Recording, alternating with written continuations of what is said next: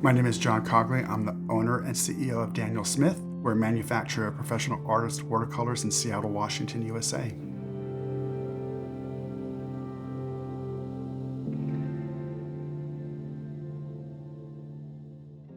So Dan Smith, the founder of Daniel Smith Company, came from Michigan, and after his graduation from art school, ended up coming to Seattle, Washington. He was working for a printmaking company, so he said, I think I can do this. And he ended up making his first printmaking ink for artists. Dan made etching ink, relief ink, and lithography ink. It didn't take him that much longer, a couple more years, where he was able to go out and buy his first storefront. It was a small gas station in Ballard, Washington. And he was making inks by himself and able to fully pay for himself.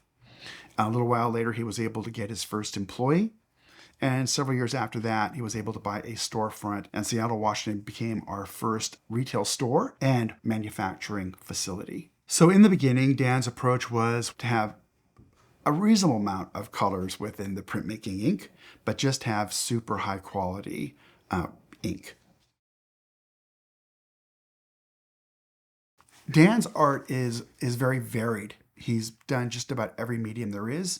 He did printmaking and did a lot of posters and artwork, and then stopped that, and then did oils, and then stopped that. And we, for a while, made acrylics. So he did acrylics, and then watercolors, and then moved into doing things with iron. He had a little foundry and was able to make poles for his houses, and finally moved into doing cars. And he did cars from the ground up. Dan took something from nothing and created a very beautiful, phenomenal company. And he said to himself, I've reached my limit. I'm not a manager. I'm a creative. I love creating things. When you're creative, you can have that creativity in almost anything that you put your mind to. But what wasn't creative for him was running a company and the management necessary when a company gets to 50 or 100 people. And that wasn't something he enjoyed. He has that creative soul where he likes to have his hands in the creativity part of it. And that was no longer there. And so what he did is he hired somebody that was great at management. That would be Bill Crumbaker. And he made his way out of the company. So I started in 1988. I had a degree in programming, and so I applied for a programming position. They had me work in every single department.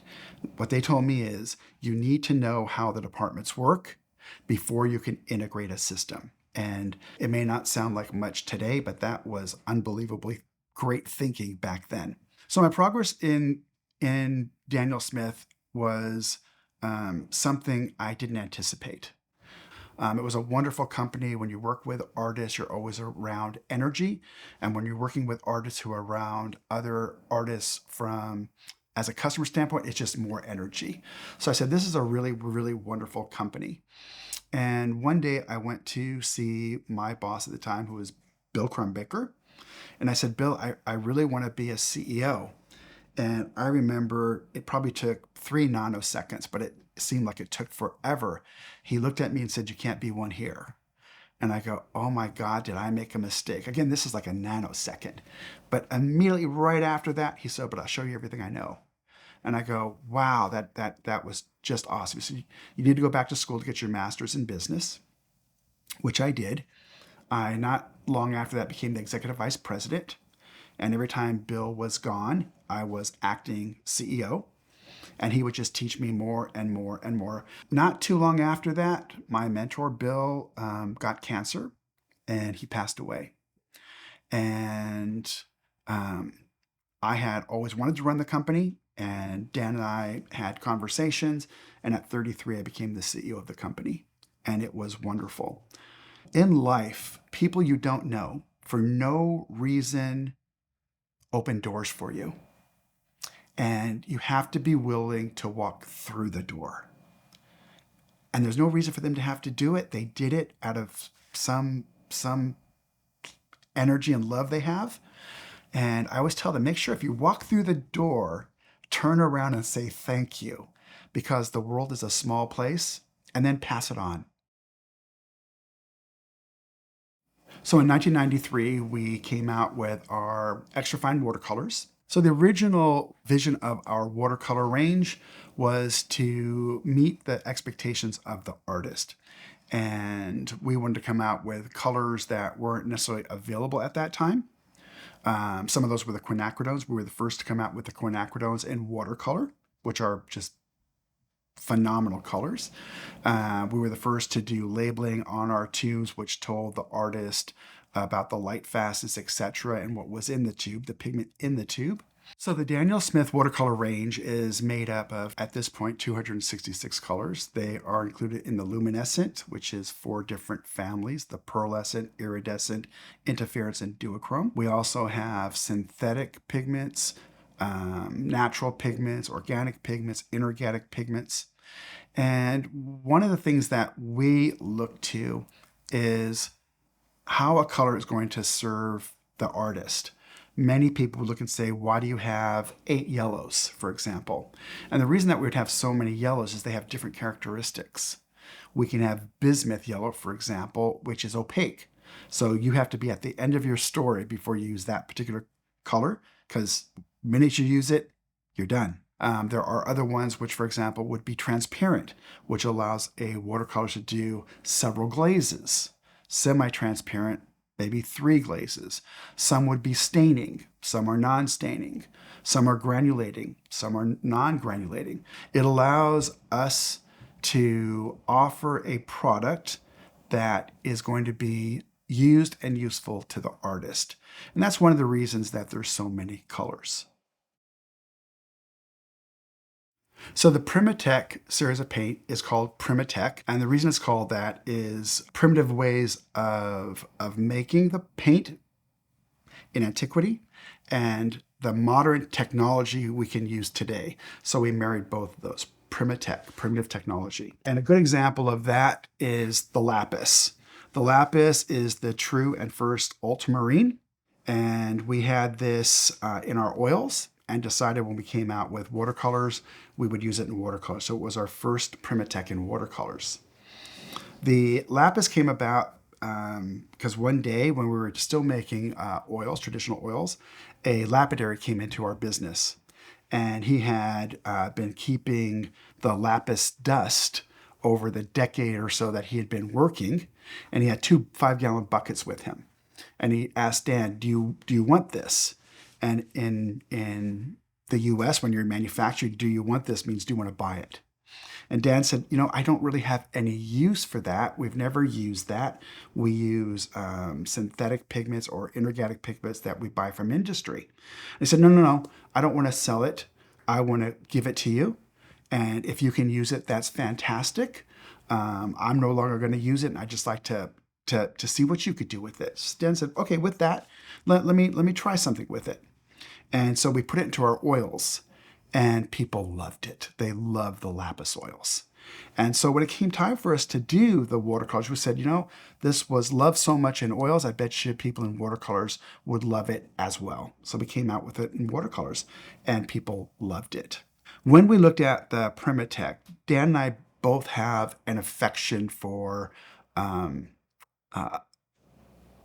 cultures that have lived off the land, whether that is Aborigines in Australia or the indigenous people of the US. In the US, you have many indigenous people that lived along the coast, and they were able to get so much salmon, for example, they were able to do other artwork, put a lot of time into artwork.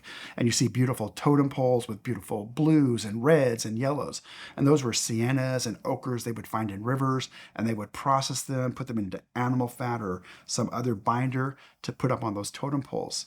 So we really like that, Dan and I, and that's why we came out with the PrimaTek series with pipestone, with turquoise.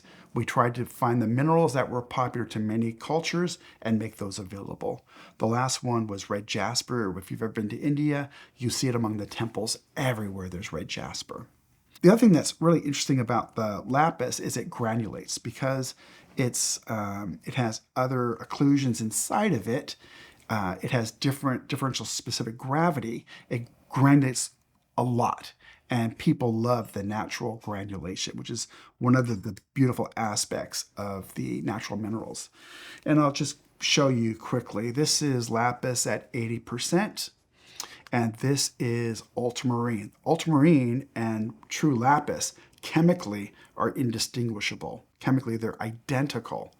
But this one being from natural is about $2,000 US per kilo. And the ultramarine, which is my favorite, is about $10 a kilo because this is synthetic. So bringing out the minerals has been a passion of ours. It ties artists to the environment around them and creates exceptional granulation and other properties. So Bruce Wood, my mineralogist, is able to go anywhere in the world he wants to go to, and he meets with miners. And these are miners mining very small areas, and what they're going after are mineral specimens. Because for them and their family, that's the most lucrative thing they can do. They can sell those to museums, they can sell those to collectors, and they will take whatever amount of time they need to get that out of the ground without breaking it. They're almost like people going after fossils. They'll be on their knees and they're going very slowly to be able to get all the dirt off this mineral before they remove it from the ground. They tend to break, or they find pieces that break, and instead of throwing those pieces away, what we've done is we've asked them to save them. If they have friends, have those friends also give it to them. So when they bring it to Tucson, that which would get thrown away, we can actually buy it from them and they can bring that money back and I'll share in that money. So it's a way to utilize material that would not normally be used. So it's more sustainable, and it's just good for everybody. Many of the minerals can be found in different locations. It's not like lapis is only found in Afghanistan. It's also found in great quantities in Chile. We look for it where we can find it in quantity. These two here are interesting to me, and they're interesting to me not only because they're color, but what they mean to me. These are both from Arizona. And my father, the last years of my father's life were spent in Arizona. And I would go see my dad every 2 weeks. And one was very close to where he lived. This is Red Rock from Sedona, Arizona. It's called Red Rock Country. And if you've seen the beautiful red rocks of Sedona, the mountainsides, this is it right here. This is Sedona. And this one right here is also, I think, very beautiful. It's called Yavapai from Yavapai County, and this is what the Grand Canyon is made out of. So I used to travel to these places, which were very close to where my dad was, just to take a break before I went back and spent time with my dad. So both very beautiful, both high meaning to me. And this one right here is indicative of some of the colors that we have. This is tiger's eye. And tiger's eye is a very beautiful mineral that can be made into rings, into cabochons. It's really, really pretty because it looks like a tiger's eye. If you take this and put it into a furnace, you change the oxidation state and you get red tiger's eye. So red tiger's eye doesn't really exist. You can get this by putting it into a high heat furnace and just changing the oxidation state. So tiger's eye and red tiger's eye. So having so many colors, which require so many different pigments, is probably our forte. It makes it difficult. And what I mean by that is when I have a pigment, I keep at least 15 years worth of that pigment. And I do that so there's continuity of color. My CPAs don't like that in the US. That means certified public accountant, because they say, well, just buy the next pigment that looks like that. I said, that doesn't work that way. When you're selling to professional artists, probably the number one thing that they're always afraid of is, if I run out of a color in the middle of a painting, will that next tube be the same, or did I waste all my time? And so what we're saying to them is the tube will be the same because it's the same pigment. That's what we do. We keep many, many decades worth of that material. Many years ago, about 18 years ago, and probably 3 or 4 years beyond that, we were able to buy quinacridone gold in 55 kilos at a time in bags. And that's because Toyota had gold cars, and those gold cars were made with PO49. my chief chemist came and knocked on my door and said, John, do you want to buy quinacridone gold? And I said, sure, if you can do it, buy 3 bags. He goes, no, no, no. They want to know if you want to buy all of it. And I did that, and I had to convince my CPAs why I did it. It says, it's a gorgeous color. Watercolor artists love it. Oil color artists love it. Our company is all really about being a pigment company that makes colors.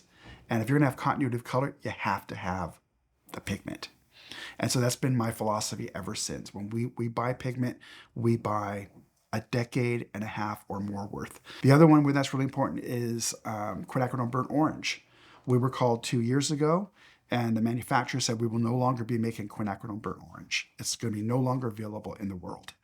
So again, we bought 18 years plus what we already had in stock. We're 20 plus years of quinacridone burnt orange. So I'm often asked what a quinacridone is. And quinacridone, as the name says, is quin. And quin means 5 rings. So quin means it's a 5-ring molecule. And that molecule has color associated on the alpha and beta particles that are on the ring. So that determines whether you see a magenta, a rose, a violet, etc. is all about the alpha and beta particles on this 5-ring structure. And that's how they get their name. So the luminescent series has 4 different types of pigment, and it is pearlescent, iridescent, interference, and duochrome. They all have, for the most part, mica incorporated into the particle. The steps for it working chemically are just unbelievable.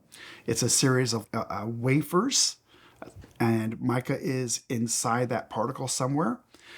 With the iridescent, when the light comes in and hits the particle, it reflects back, and that's why you can see it over dark and you can see it over white, both. When we have the interference and the particle comes in, it hits and scatters.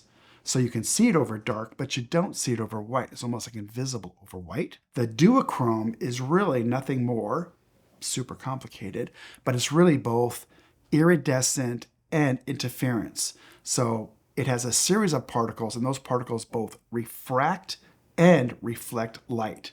And that's why it's one pigment that can shift to 2 colors. So the chemistry and the physics of those particles is just phenomenal. When you see a lot of the sparkly cars, many of those have pearlescent. When you see it flip between 2 colors, a lot of those are duochrome. It was and is pigment that are made for the car manufacturing.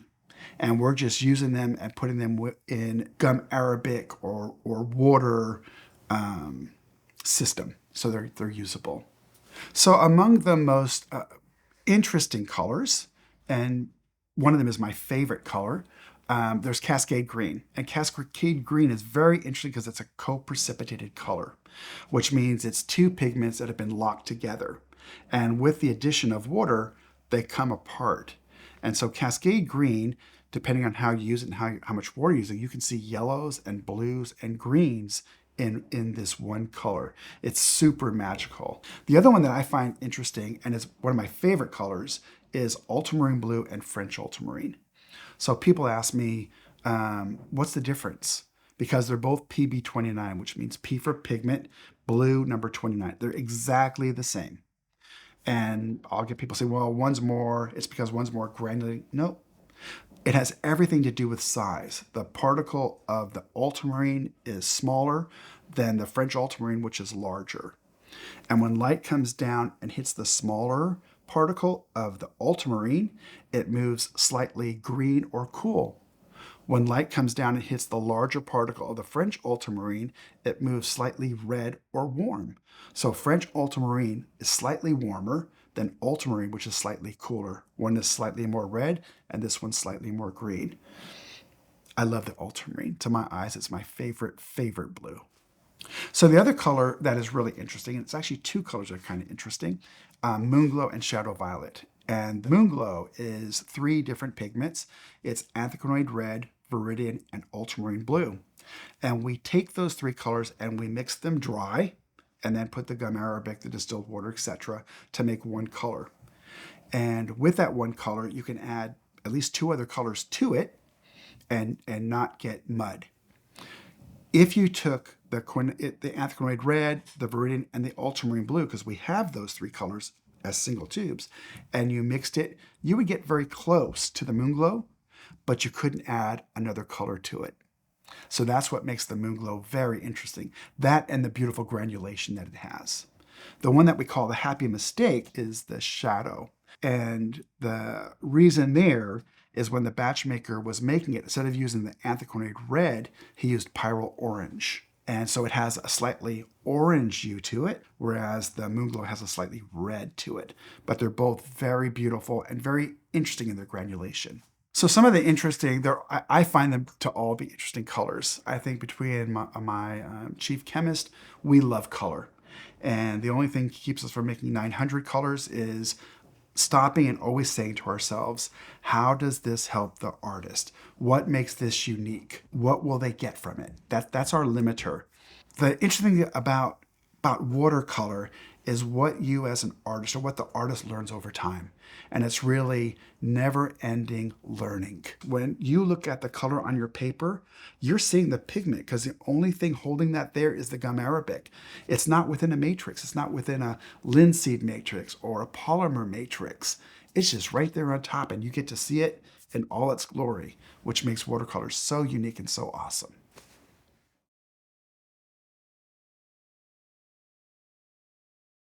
So a lot of our colors, my chief chemist is always in contact with pigment manufacturers. But in being in contact with the pigment manufacturers all the time, and they're wonderful scientists, they always send us samples. So we're getting samples in our laboratory all the time. And so we're constantly testing things. For us to finally use a pigment, it has to go through a lot of hurdles. In the laboratory, because it's a full laboratory, the chemists can play with whatever they want to play with. Before we look about bringing it onto the floor, again, it has to go to toxicology. It has to be blessed by toxicology. It has to come back. We send it out to our brand ambassadors. We say, what do you think about this color? Here's the characteristics of it. What are the positives of it? What are the negatives of it? Is there really a niche for this color? Does it add anything?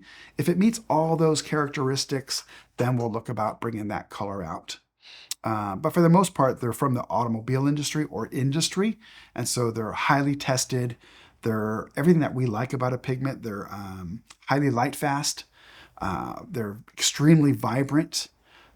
Those are all the things that we like about color. So minerals are very, very interesting. And people ask me all the time, John, how come there's no yellows?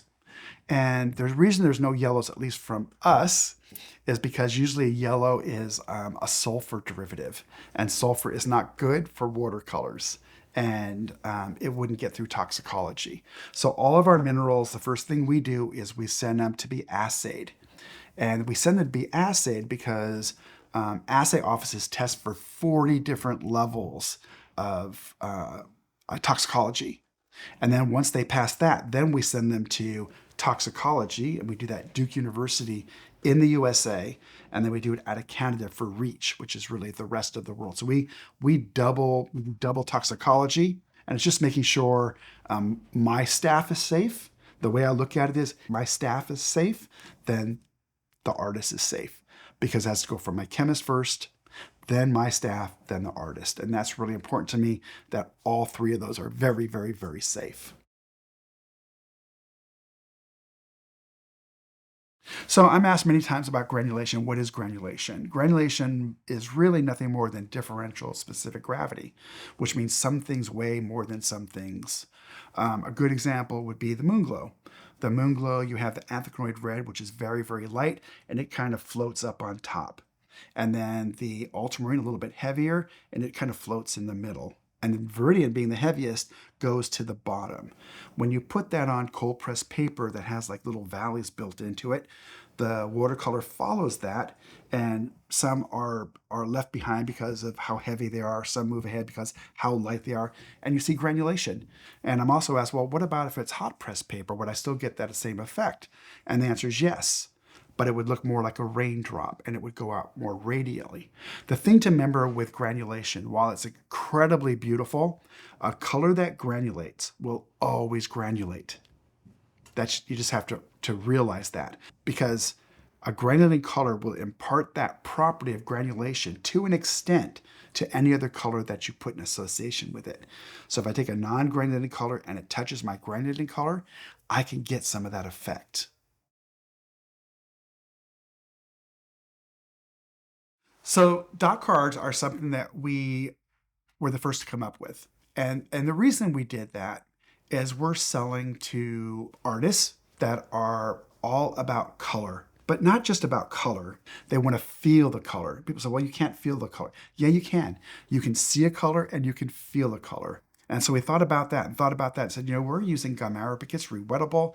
What if we just created the dot? That way they could see the color. Not only see the color, they could actually take that to a brush and paint that out and experience the color. And I tell people wherever I'm at, these 266 dot cards might cost the cost of 2 or 3 tubes, but you're getting every single one.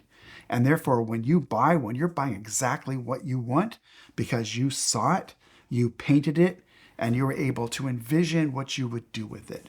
So it's just a marvelous way to show color-oriented people what it looks like.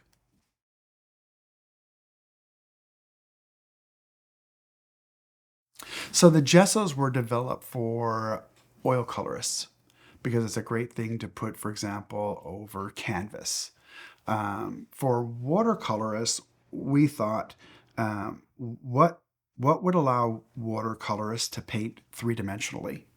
Very easy if you're an acrylic artist or you're an oil color artist. You can paint over pretty much anything, but not so much for watercolor artists. And so we came out with a watercolor ground. And a watercolor ground is different than an absorbent ground, for example. Absorbent grounds by nature are absorbent. How could we have X amount of the pigment stay on top and enough go in that it would hold it and not just have it all wash off? Because that would give the most vibrancy. And it would allow people to put on wood and metal and cardboard and glass. Anything that you put the watercolor ground on, in 24 hours, it fully cures and you can paint on it. The watercolor ground is archival. So you can put on top of cardboard, which is not archival, and the watercolor ground would be, anything on top of it would be archival. It doesn't make the cardboard archival. It just makes anything on top of the ground archival.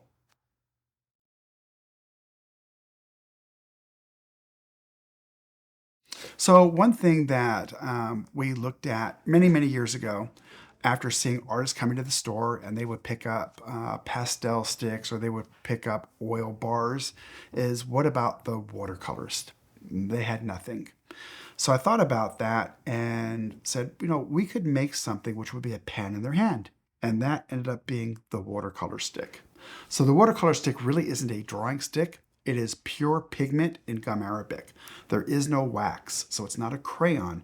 It's a pigment stick or a pan in your hand. The neat thing about it, it allows you to be very creative. There's a different way of thinking when holding a brush than when holding a stick. You can actually use these and hold many of them, several of them in your fingers. We have artists that hold up to 12. And you can either paint like this directly from one, or you can have a series of them and go from one to the other to mix and paint. They're very easy to travel with. You can highlight with them and then paint on top of that. The only difference between the pans, the sticks, the tubes is water. It's the same pigment, it's the same binder, which is gum arabic. The only difference is the amount of water. So pans have about 10% water, sticks have about 12%, and tubes can have like 14 to 15%. That's the only difference.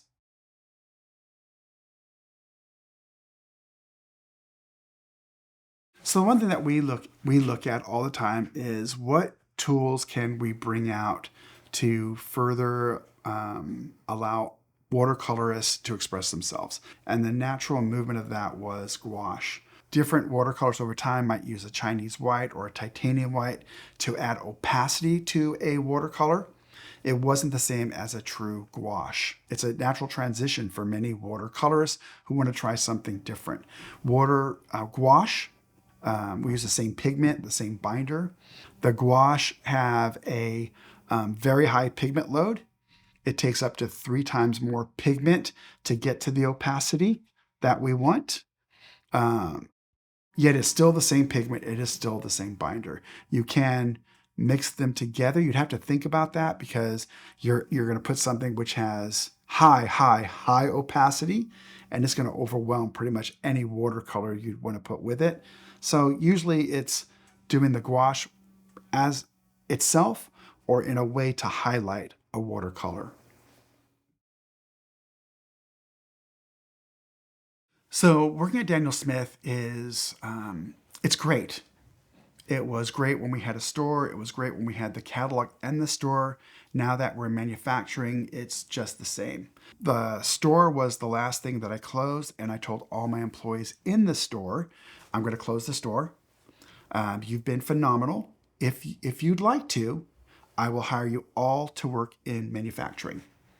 And to a person, they all said, love it, want to do it. And so they're still there. They're just in manufacturing. Many people with me for more than 30 years, many more than 20 years. If you're new, you're probably 2 to 5 years. I think there's a reason people say, well, how come your people have been with you for 30 years? I said, when you make color all day long, it feels good. You can have the worst day. Our weather's much like yours here, and it can be ugly and it can be gray. And when you're in front of a mill and you're seeing the most beautiful, vibrant yellow, you're in another place. It's not telling somebody what to do. It's a group of people working together, which makes it fun. Nobody wants to be all day long told, do this, do this, do this. People shine when they're part of a process and they can see the result together. So ecological concerns, sustainability are always important. Um, for sustainability, we have a mineral line. I have a geologist that works very closely with very small mineral miners. These are not gold, they're not silver, where they're doing miles and miles of excavation. Some of them might be 20 feet by 20 feet.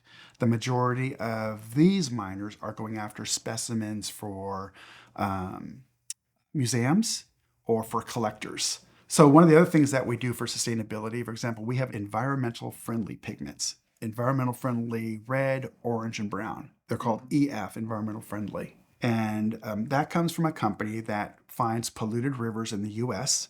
They go in, they get special permits to be able to clean that river up.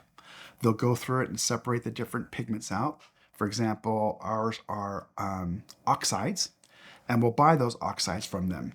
Instead of being maybe $12 or $15 a pound, we pay $30 a pound. And the difference between the 15 that we would normally spend and the 30 that they're charging, they use that incremental $15 to fund the next cleanup. So it's a way that we can give back and that they can give back and just clean up the rivers, etc.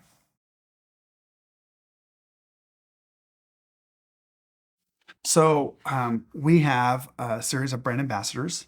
Those are chosen by Catherine Taylor, who is the president. What she looks for is those artists that can convey watercolor to others and really enjoys teaching other individuals. There's a lot of phenomenal artists in the world, and there's a subset that really, even though they're the masters, they love teaching other people. They're more than just ambassadors for Daniel Smith. They're ambassadors for watercolor. They tell people what watercolor means to them. They talk about watercolor paper, watercolor brushes. So having these individuals really talking about this medium has really been great for everybody.